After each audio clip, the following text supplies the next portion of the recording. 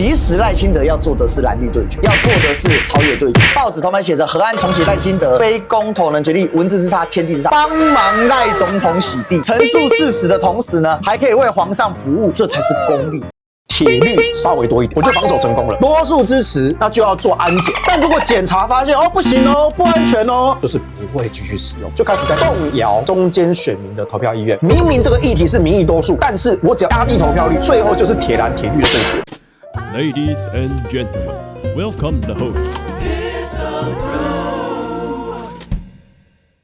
最新汉学核三公投蓝绿表态，今天有报纸头版写成核三重启赖清德，非公投能决定，文字之差，天地之差。这次公投主文，您是否同意第三核能发电厂经主管机关同意，认为安全无虑之后继续运转？假设公投通过，多数支持并超过25%，那么主管机关核安会就必须针对核三厂进行安全检查。如果确认结果为无安全疑虑，相关单位经济部台电就得展开运转的准备，整个过程可能长达2年。这次的公投，无论结果是否通过，都不能直接连接到核三继续运转的原因，是因为公投主文自己设下无安全疑虑这个科学检查的变数。谈这题，并非鼓励大家去同意或不同意。我个人对于台湾使用核能并不排斥，多次访问核能专家得到的结论也并未使我对核电恐惧或反感。我希望大家做每一个决定之前，要多理解这事件本身，多看多听多想想，投下自己的选择，并理解总会有人与你的选择不同。我觉得他前半段是非常的客观来叙述相关事情。那当然，就结论上分析的也是很正确的，确实通过了之后，那民进党不见得会启用，因为主管机关还是民进党。而且有趣的是，科学检查要刮一个引号，为啥呢？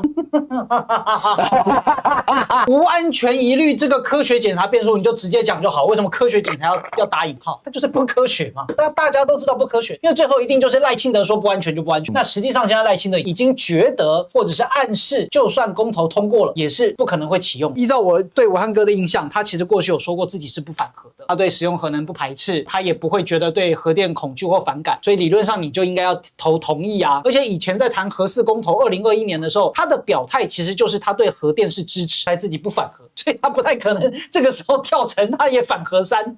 我觉得很好玩，就在已经知道他的受众其实青鸟变多了，所以他最后告诉大家说，你要理解有人跟你的选择不同。他的对话对象其实是青鸟，是告诉青鸟说，我黄伟汉其实是比较支持核电，我可能会去投下同意票，你不要来出征我。对，你不要来出征我。其实汉庭有点到一些点上，但是有一些深入的点呢，还得是我们还是要请汉学家。对。乍看之下呢，写的非常的公正。第一个，汉学标题通常不是标题，核三公投蓝绿表态，这是个废话，不要被汉学的标题给带风向。蓝绿表态核三公投，重点是什么？公投政治化，就是要对决的意思。接下来还要加一点点主观哦。对，报纸头版写着河岸重启赖清德，非公投能决定，文字之差，天地之差。这就厉害了。最后这一句，这句什么？就是他的主观了。帮忙赖总统洗地。赖总的意思是核安是科学问题，陈述事实的同时呢，还可以为皇上服务，这他们高招啊！顺风的时候报告写得好啊，那叫理所当然。对，逆风的时候报告还写得好，这叫功利，这才是功利。怎么样能够在一个看似理所当然的对话当中呢，顺便告诉你，其实赖清德要做的是蓝绿对决，要做的是朝野对决。只有伟汉哥写得出这么精辟的文章。主管机关核安会就必须针对核三厂进行安全检查，如果确认结果安全无虞，相关单位就得展开继续运转的准备，整个过程可能长达2年，这个根本就是太拖沓。但是呢，我就理所当然的给你一个image，就是一定会有2，所以没有那么容易通过哦。而且通过的话是科学问题，安全是科学问题。我再次告诉你，这一个公投里面谁的叙述比较正大？赖清德。这次公投结果是否通过，好，都不能直接连接到核三继续运转的原因，是因为公投主任自己设下无安全疑虑这个科学检查的变数。是你自己问题啦，是不是？汉学文最厉害的地方，他会抓住几个绝对正确的东西去包装自己的私人要带风向的论点。如果你是一个本来觉得在想要不要投的，你看到黄伟汉的分析，靠北好像投了没有用呢。嘛是民进党公要刷呢。汉学的重点都不在前面，重点就在这里，也不在尾巴。终于出现了，下段重点又出现了。最厉害是什么？洗地能够洗老板也就厉害，洗圣上就厉害，洗地还能洗自己，那才是高招。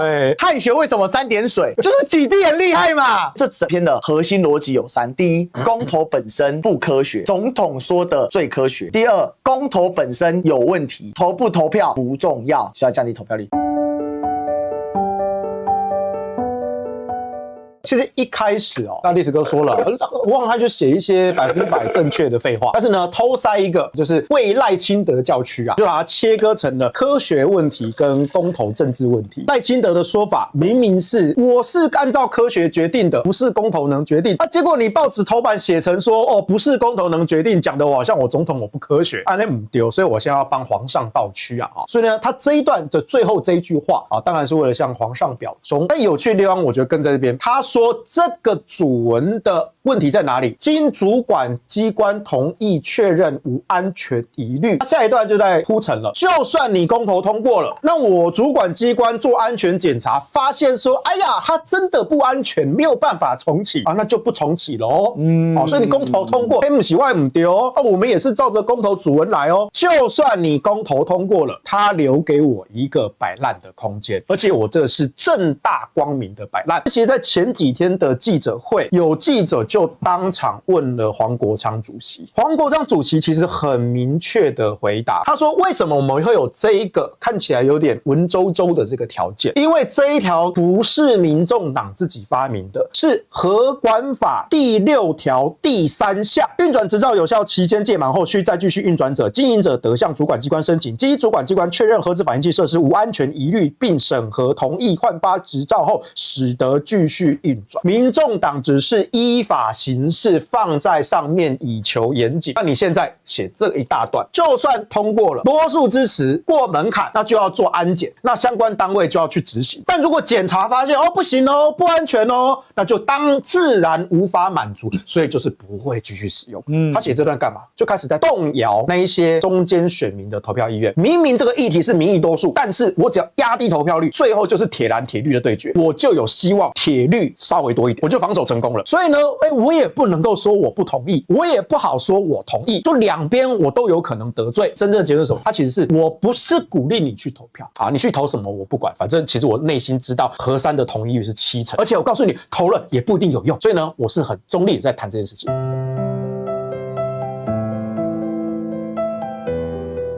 汉学第2题，政治充满变数。民众党党主席黄国昌说，要努力让自己成为新北市长最好人选。其实这句话在今年4月，在我的下巴和你聊节目中就讲过了，都公开表示新北议员、市议员13个选区全部都要提出议员候选人。如果你要解除他没有参选新北市长企图心，那奇怪的不是黄国昌，而是看不懂人。726大罢免，黄国昌与民众党全力帮助国民党立委，这份人情欠下。蓝营选价，特别是新北市，面对黄国昌的参选，只能祝福不会反对。第二，民众党全代宣布2年条款不变，眼下黄国昌立委任期只剩半年，不干立委之后的更重要战斗位置，明显是参选新北市长。这个议题的真实性对蓝营来说已经不是话题，正式转换成难题。黄国昌虽然表态要选，但也乐见蓝白有推选机制。简单的说，就是比民调共推一组。上述2个原因发酵之下，下次再有民调公司做新北市支持度调查时，黄国昌与李四川的距离可能会比前几次更多接近一些。卢秀燕选不选主席，朱立伦选不选连任，目前看来都是变数。他一开始是讲黄国昌在4月份的时候，在下巴和你聊就已经讲过了哦，他要讲说，我是先知哦，我已经当时就已经访了黄国昌主席哦。可是你仔细看黄国昌当时的说法是什么？他说公开表示新北市议员13个选区全部要提立委候选人。这句话当然你可以说在政治意图上黄国昌有企图心，可是他有没有到明确表态说自己要参选新北市市长？其实还是有一段的差距的，很大的差距吧。这就是有一大段的差距的。这个解读真的蛮靠北的。就算有企图心跟明确表态参选，这又有一段差距了。为了要塑造自己4月份的先知先觉的地位，去把黄国昌在4月份的话夸大，明明是说我只是要提议员候选人，然后我就会把它解读成说，对，你就是要有参选新北市长的企图心，然后你就是要明确的参选新北市市长，他直接帮你加2级，他还呛你看不懂，而且呛你看不懂，我黄伟还是先知。那第二个，4月份跟8月份已经有2个不同哦，我觉得这2点是对的。第一个，726民众党黄国昌全力帮助国民党立委去反罢免这是政治上确实是一个人情。那你欠了人家人情，那如果到时候你自己宣布要参选，我至少不会强烈反对你大家就是留个情面嘛，大家就良性竞争，我觉得这也好。第二个就是民众党全代会这个2年的条款那黄国昌昌的这个立委任期就只剩半年啦，那你不干立委的这个更重要战斗位置啊，就是参选新北市市长，对蓝营来说已经不是话题，是难题。这一句话前半是对的，后半你就是要说哦，对国民党来说，黄国昌到底是朋友还是敌人？他是不是在破坏蓝白合？你想一个很有趣的哦，为什么蓝白合就得是难题？难道不行？蓝白合是成功的往前一步吗？不能说蓝白是进步吗？而且黄国昌宣布这件事情上，他讲得很明确哦，两条线，第一条线，2028下架赖清德这个目标不会改变，对，不会因为他参选新北市长这件事情而有任何的影响。第二，如果他民调不是最高，他不会选下去。黄国昌讲白了，我不会让你在新北市上卡都，我不论民调高低，我林北就选到底嘛。如果今天黄国昌他宣布说我新北市长选到底，这就严重了，就严重喽。那国民党要不要让？还是要派人跟他拼？拼了之后会变萨卡都。对，那如果丢了新北市，请问这个战犯谁要当？就会影响到2028年。黄国昌他讲得很明白，我要乐见蓝白有推选机制，就是我比完民调之后呢，共推赢的那一组。如果我黄国昌我输了，我就是支持你国民党人选。对，但如果你国民党输了，那请你来支持我黄国昌，支持民众党参选新北市市长，这才是蓝白合啊。蓝白合不是说白的硬要选，蓝的就要无条件让，也不是说蓝的硬要选，白的就要无条件让，那个不叫合。可是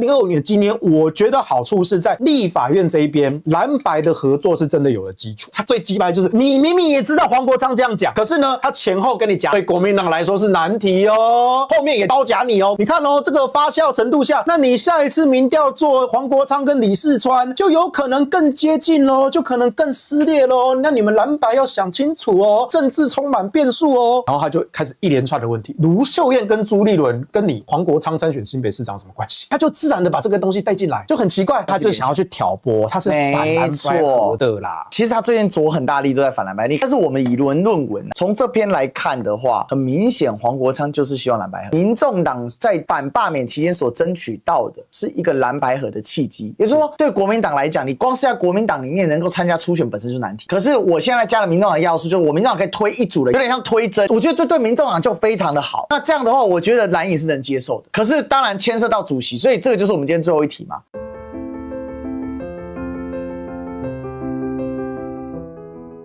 郑丽文跟卢秀燕还有朱立伦，你怎么看呢？我必须坦白说，我没有那么关心这一次国民党党内的这个主席选举。现在我还是可以跟各位拆解一下这个党主席选举的结构。第一层问题其实是在朱立伦他自己有没有要连任。那如果你没有意愿，才会到第二层。呼声最高的就是卢秀燕。